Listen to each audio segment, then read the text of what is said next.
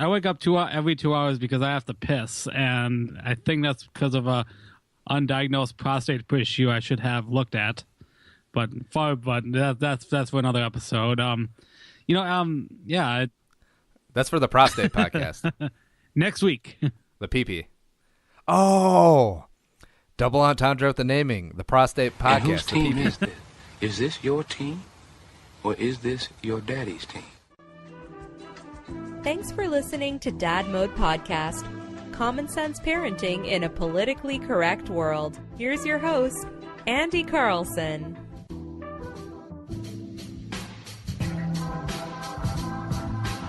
Welcome back to the Dad Mode Podcast, Common Sense Parenting in a Politically Correct World. I'm your host, Andy Carlson, at Andy Carlson Show on the Twitter machine, and I have plenty of equity. I'm your father. I'm a father. I'm not your father, but I am a father, and I have no idea what I'm doing, but you and they're either chiefy. So let's try and learn something together today. Website is dadmodepod.com, Twitter at dadmodepod, or just use the hashtag dadmode, and we'll get all up in you. Speaking of all up in you, all up in this show, back again, is Uncle Nick. Follow him on Twitter at Nickerson. Hey. Hey, Father, how's it going? Faja.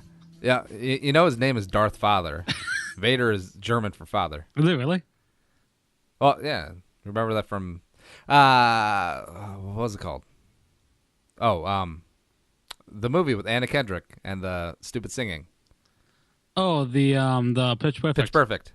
It's actually a great movie. It's very, very rewatchable. Yeah.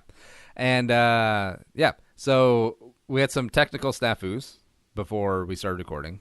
And why don't you tell the good people how I handled them?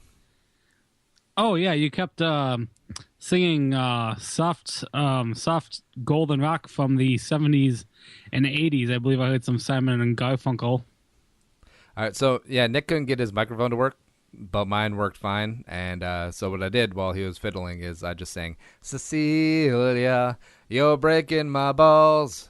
You're shaking my comfort. You're shaving my Labrador daily. yeah, just like that. Oh yeah, this is something I have to do now, but the wife yells at me because it's usually with the baby around. It's John Cougar Mellencamp's Jack and Diane. Yeah. Oh yeah, life goes on. I like singing it with, ooh yeah, my dick's so long. I did not expect you to say that. Long after the thrill, living is gone. Yeah, she doesn't like that though. I don't know why. It's like the baby can't talk yet. I know you're reaching that age though. I think in the next few months, I mean, maybe she will pick up on this stuff. We don't know. Yeah. Boulder dash. All right. So, as some of you may have heard, I fumbled through the intro a little bit, but that's fine. And the reason may be the topic of today's show, and it is sleep. And it is straight up, this is the Duerme show. This is the catching Z's, the counting sheep, the knock the F out show. And it's good stuff because as new parents, I've come to find, and I've been told this several times before we had the kid, that sleep is a very precious commodity, both in you wanting to get more because you're not getting much, and also you want the baby to get some sleep so you can get some sleep or get some things done. Now, Nick, as the non-parent in this group and the uncle of many kids, what is it like to sleep soundly at night knowing that you won't have a demon waking up every 2 hours? It is fantastic. Let me tell you, Except you wake up every 2 hours because of your sleep apnea. I wake up every 2 hours because I have to piss, and I think that's because of a undiagnosed prostate issue I should have looked at. But that's for another episode. Yeah. That's for the prostate podcast. Next the week. PP. Oh, double entendre with the naming. The prostate podcast. The PP. I like it. Yep. But it was kind of cliche and just kind of annoying before we had Mugsy when Crystal was pregnant. Is that, oh, get your sleep now because you're not gonna have it later. Yeah, it's kind of like when people are about to get married and it's like, good piece of advice: never go to bed angry. That's always done as well. That's just like, shut up. So, but now I am starting to see it because we have an interesting arrangement. And I'm glad that we have this arrangement in that the wife lets me sleep through the night generally, and she takes care of the baby, even though she works 9 to 5, because I'm stay at home, I work from home, and I watch the baby throughout the day. And we're trying to get work done with the baby crawling around. It can kind of be So it's a bit of a trade-off. I don't have it as bad as some parents who are literally up every 2 hours. And I tell you, man, when they talk about forms of torture, and you go through, like, you could just have the guards beat the hell out of you. You could be waterboarded. You could be electrocuted. And then they list sleep deprivation on the list. And you think, man, well, that's not really that big of a torture, is it, though? But it kind of is. Did you notice that, like has this happened since she was born, or is this, or like how many months in are you just noticing it in where we're in month 7 right now? Well, it's been kind of back and forth since the beginning, in that early on, we checked on her every couple hours just to make sure she was alive, because this is new. This is new to us. How are we supposed to know that the little giant guinea pig isn't gonna just like conk out in the middle of the night? So that was interesting. And then she went through a period where we thought that she might be colicky, but that wasn't true. But she was just getting up like every 2 hours, every hour and a half or so. Lately, knock on wood, it's been going a lot better, and there's even been a couple of nights where she slept 8 straight hours all through the night. And yeah, we're hoping that's starting to be where it's going to be commonplace. Lots of people's kids who, those stupid sons of bitches, and all they do is brag about, well, our baby sleeps 12 hours a night. It's like, shut up. I want to punch you in my face. I want to punch you in your well-rested face. I can't, if you have multiple kids, it's going to get, I assume it's going to get worse. See, that's when we get an au pair. That's when we get a nanny from another country who just wants her green card and will work for less than minimum wage. Oh, okay, that makes sense. Yeah. It'll be good.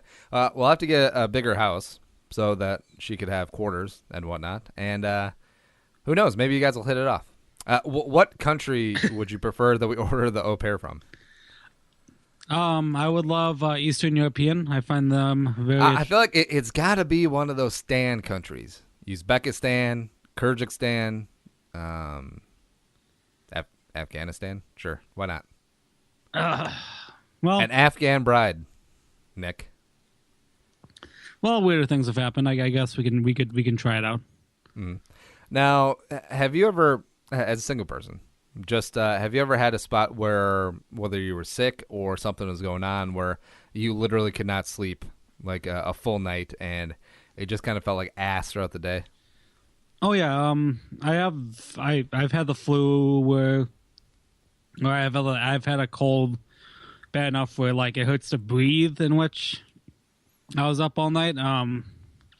Yeah, when you don't have sleep, you don't realize how much you miss it until you don't have that luxury. I don't know. It's not like playing like an all-nighter, partying, getting wasted, or having like a late night video game night or something with friends, because you see when morning comes, you can fall asleep. When you're sick, when you don't know when you're gonna have that shut eye, it's very frustrating. And the most frustrating thing about it is, if you didn't get a good night's sleep, you kind of feel like you're in a fog throughout the day. You drink a lot of coffee. Sometimes you have a couple sodas. You don't. I also feel like when you're tired, you don't make the best food decisions. It's like when the mac and cheese sounds really, really good, so you just go after it, all the carbs and all the grease and that stuff. And all you want to do if you're at work at 2:30 in the afternoon, just, man, I wish I could get zonk out for like half an hour, 45 minutes tops, and my life would be so good. And I've hit a couple of places where you're tired all afternoon, you're kind of dragging, you're pushing through, taking care of the kid, doing work, etc. And then everything is finally done, and you're like, man, I could take a nap now, except it's about 4, and you're like, it's slightly outside the nap window. Maybe that'll affect me sleeping tonight, so maybe I'll just stay up and then go to bed early, and then the baby doesn't go to bed early, and then you're up at 11, and then you just want to kill yourself.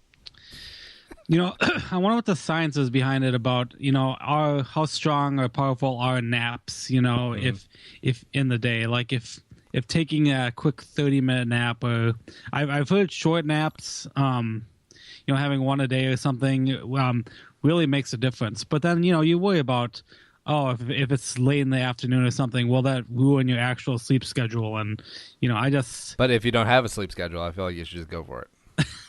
Because they always tell you, too, the annoying advice is like, well, you should sleep when the baby sleeps. That's the only time you get anything done.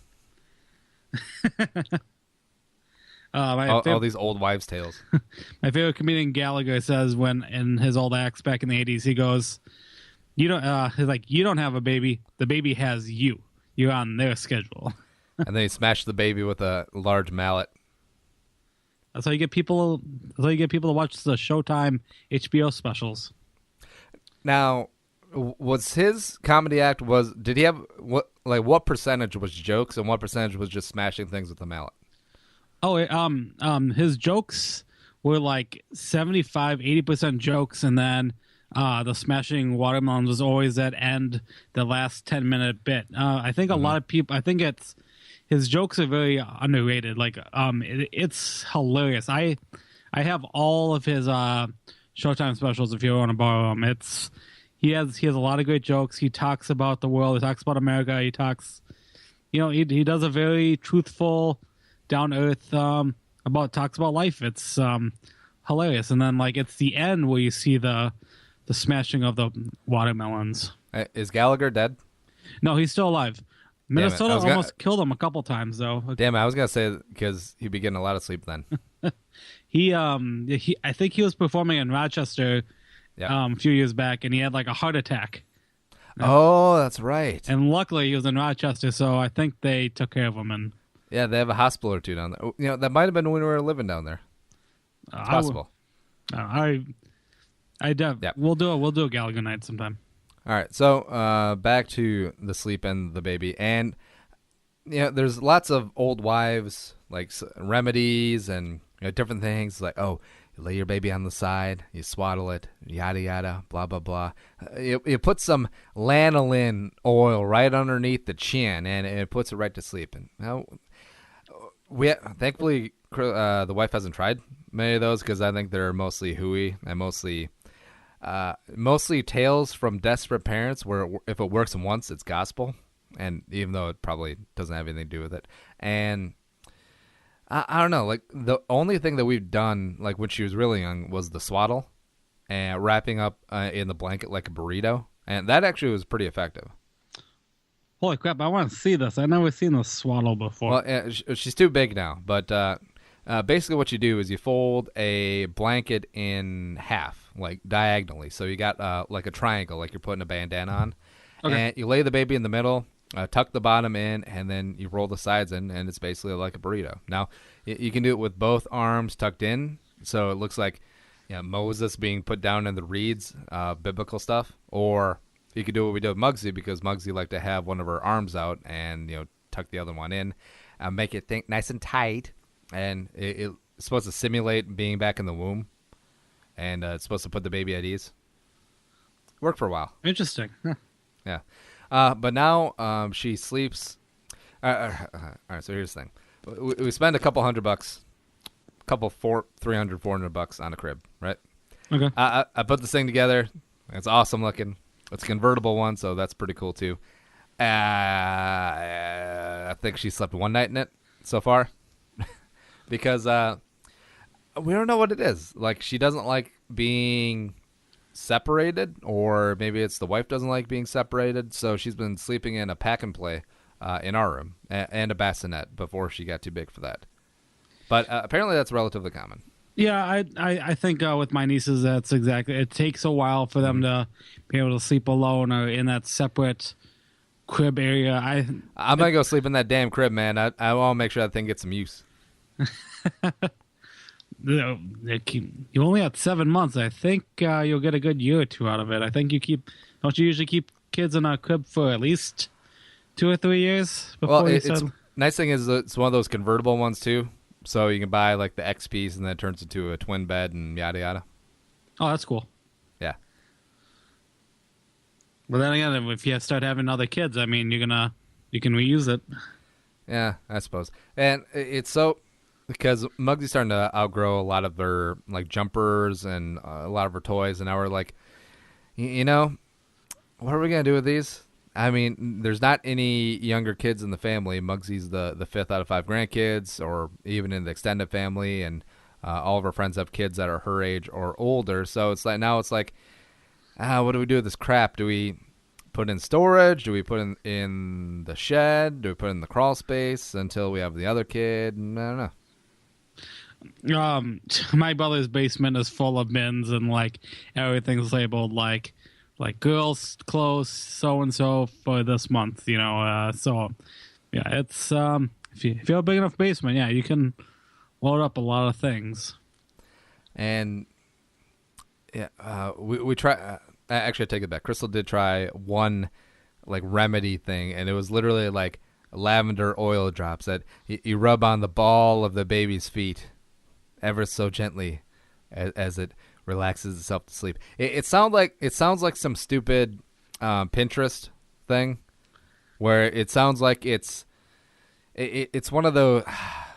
I don't even know how to explain it. It's like one of those suburban mom things where it's like we have our lives put together. And we put lavender oil on the baby's feet as she slowly falls asleep in our arms. Life is perfect. Next time with Martha Stewart. Helps put Aiden, Jaden, and Caden to sleep, I guess. Yeah, all that other bull crap where it's like, where in actuality it's like the two parents sniping at each other because neither's had any sleep, and it's like, oh, I just put her down, she'll go to bed. Baby screaming her head off. The TV's got I don't know what, Breaking Bad reruns on it. Because that's what. Oh no, Making a Murderer. Yeah, that's going on. I'm trying to watch this. I can't help it. She won't go to sleep. Use the lavender oil.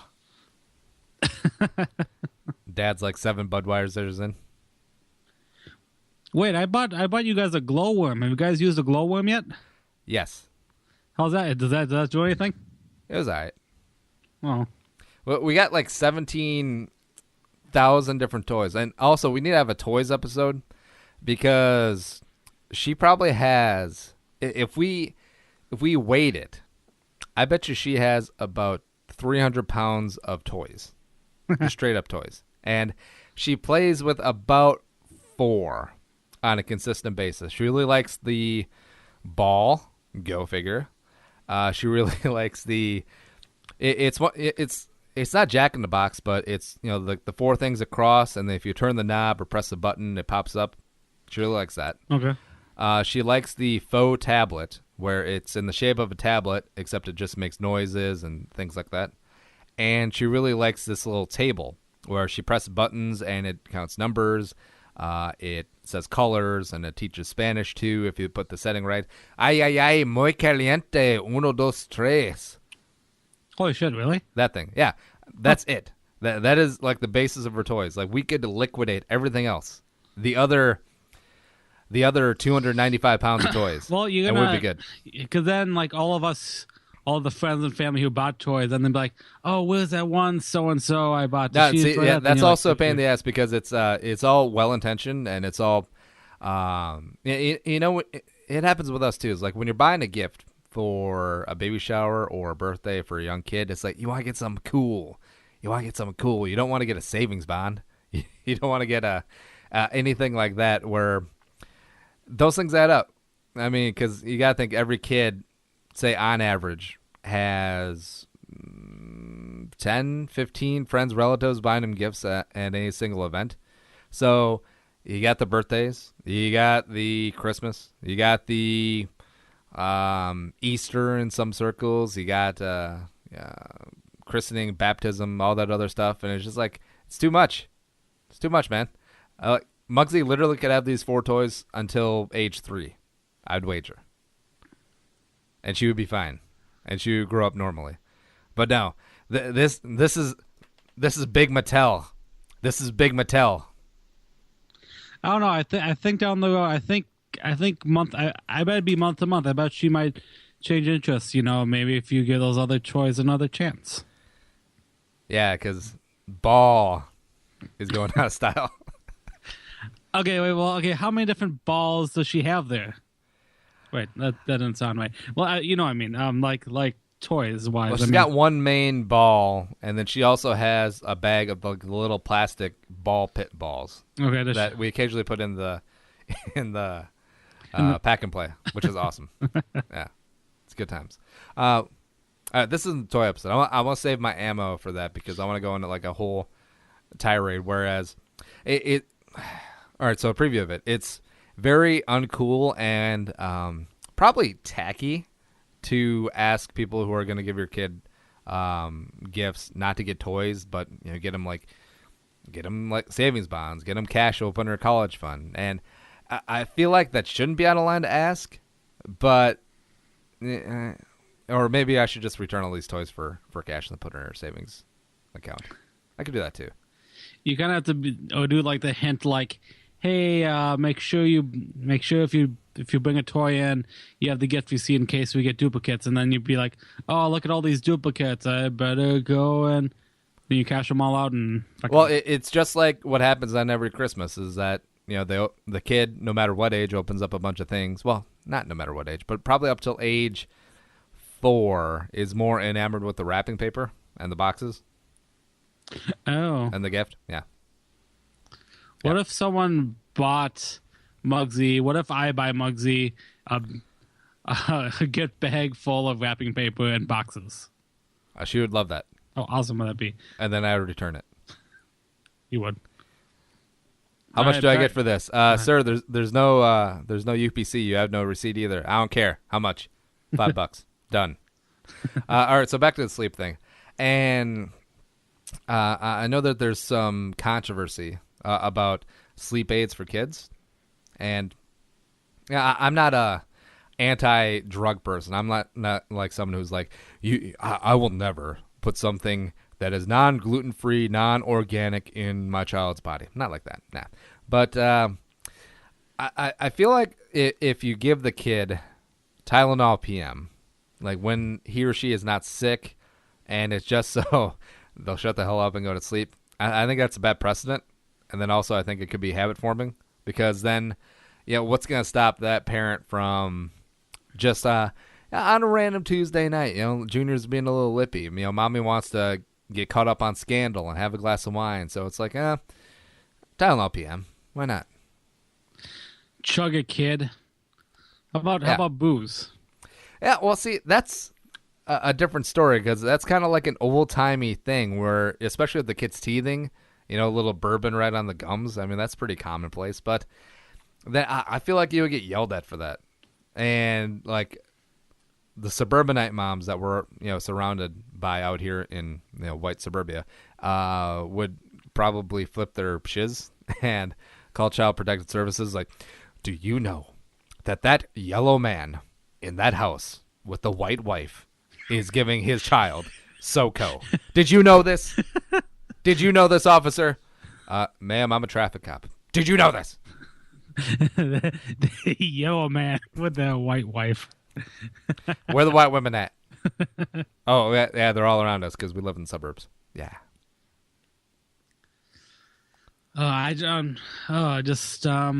Now, me, on the other hand, I feel pretty damn okay taking a little something for sleep. And since I've talked about this with the wife a lot because I do feel bad, especially if Mugsy doesn't not sleep like good at all and like is up all through the night, etc.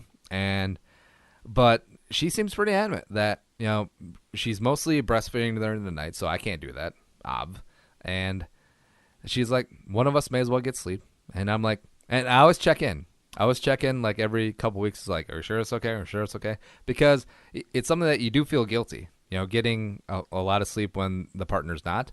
But I've even taken it a step further. I've taken a power move of sleeping on the couch occasionally, like when I know that the kid's going to be fussy, and then taking a little bit of melatonin, which is all natural, which is blah, blah, blah, which is not a narcotic, which is not habit forming, yada, yada. But it will knock you the out, and it's phenomenal. So that's the main power move. taking a little bit of sleep aid, sleeping on the couch, and waking up fresh as a daisy. I'm talking about you or for Mugsy. Me. Oh, okay. Oh, yeah. We're giving the baby 3 milligrams of melatonin and have her sleep on the couch. Good night. Thank you for listening. Mommy and Goodbye. Daddy's having some alone time. I'm gonna say I used to take melatonin after college. I think when I had trouble sleeping. See, it works. Yeah. And also, it's not like Tylenol PM or NyQuil where you wake up feeling like you want to die or sleep another 12 hours. No, that's true. Yeah. And they got the really good ones. They got the dissolvable strawberry ones. So it's just like a little small pill and then right on the tongue. It's good. Huh, neat. I did not know that. Yep. Now, how much would it cost for you to take on the sleep schedule of a parent of a 2-week-old for a month? For a month. So would I have to take on the responsibilities that parent has? Or? Not the responsibilities, just the sleep schedule. So, like, they'll put an app on your phone or your iWatch, because you're one of those douchebags, that every time that they wake up, you have to wake up. I would do it fairly inexpensively. I can, because I think from a non-parent, I feel for you guys. I mean, when you guys are sleep deprived, you're dealing with, taking care of a child. If I just have to sleep and do so and so, if I just have to be awake when I have to, and not worry about, taking care of the kid, I'll be fine. Are you sleeping? Nope. You were sleeping. You were sleeping during our podcast. Oh my god. That'd be pretty hilarious, though. Just zoned out. Also, but it does make you feel weird about. You think about how many newer parents are out there on the road, and they say that getting X number of hours of sleep is the same as driving drunk, and it's just like, man, we got a bunch of drunk zombies on the road driving. Yeah, it's shocking. And all the suburban moms are driving like the Yukons and Suburbans, which, well, that makes sense. I'm thinking down the road though, like once you have kid 2 or kid 3, I figured you guys would be. I think parents maybe down the road become, they adapt to this whole sleep schedule or lack of sleep schedule. Because my brother and sister-in-law seem pretty fine. Because they're on their kids' sleeping schedule technically. Well, you just wait until the kids start going on in events, and then little junior's got a basketball game in, Mounds View at night. You get home at 11. Little Jilly has ice skating lessons at 6, so you got to go up for that. And you still got to set your fantasy football lineup. That's about 2 hours. You still have to get in your Dungeons and Dragons time. That's another 2 hours. Wait, no, that's not an online game. You got to get in your Warcraft time. That's another 2 hours. That means no sleep. That means none. And there's still internet pornography out there, so that means less. You got negative sleep now. Yeah, you're up forever. Ooh, wait, no. Unless you check out the porn during the basketball game. I think you would get kicked out of school for that. Or asked to not come attend any more games because you're looking at porn on your iPad. That one time, yeah. Yeah, about that. All right, Nick. So that was a sleep episode. I'm sure we'll do some other ones. And, the baby's actually crying right now. I'm looking at the baby monitor. And what is new in your world? Like, what is coming up? Me, my 9-to-5 job is more like an 8 to 6:30 job. So, focusing a lot on my job right now. Yeah. But I'm trying to start my own podcast soon, so working on the Nickacast. Hollywood Sun. The Hollywood Sun, my entertainment podcast.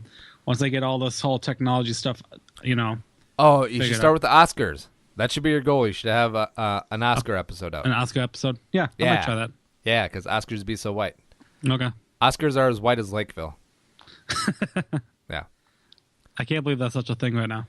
Speaking of the Oscars, all those movies out there, and it has to be either a war movie or a biographical movie or a period piece, or you have to play a retard, and you'll get nominated. And You can buy all those movies on Amazon, which is so easy to do. One click, and hey, since you're already doing it, why not do it under our banner? Go dadmodepod.com, top left corner, click through our Amazon banner. It'll take you there through our link. Bookmark the link. Just put it in the damn bookmark bar right next to Facebook, right next to Twitter, right next to YouPorn, right next to everything. And every time you use Amazon, just click through that bookmark. Nick, what's the next thing you're buying on Amazon through our link? I saved up a bunch of Amazon gift card money. I'm going might go PS4 this year. Say what? I know. All right, trying so to be a gamer again. No, you're just going to use that as a Blu-ray player. You know this. I might buy a game. Shut up. Was that game on it was either regular Nintendo or Super Nintendo where it was a van driving through the desert and you just had to keep the van on the road, and that was the entire game. There was a game called Desert Bus where it's that one. That was either a Sega game or I think maybe a computer game. I don't know if it was Nintendo or Super NES, but yeah, it was like all you had to do is like push one button down and you keep the arrow and like all it was you just go straight. There's no enemy, there's nothing. You just you see the odometer turn when you slowly and surely. Yeah. Damn it, now I have to look that up. All right. If you want to follow Nick on Twitter, it's some pretty shocking stuff, even for the internet. Follow him at Nickason. I'm at Andy Carlson Show. Show is available on iTunes, and also tell a friend. Let's get some more ratings and reviews out there. Dad Mode, climbing the charts, man. Let's get Nick. Let's get Nick a couple nickels on the show. Let's go big time with this. Yeah. Follow the show on Twitter at DadModePod. The website is dadmodepod.com. But be a man, be a father, and go Dad Mode, and we'll see you next time. Think the episode you just heard is worth $1? Well, send it our way. Visit dadmodepod.com/support to find out how. Be a man, be a father. Go Dad Mode.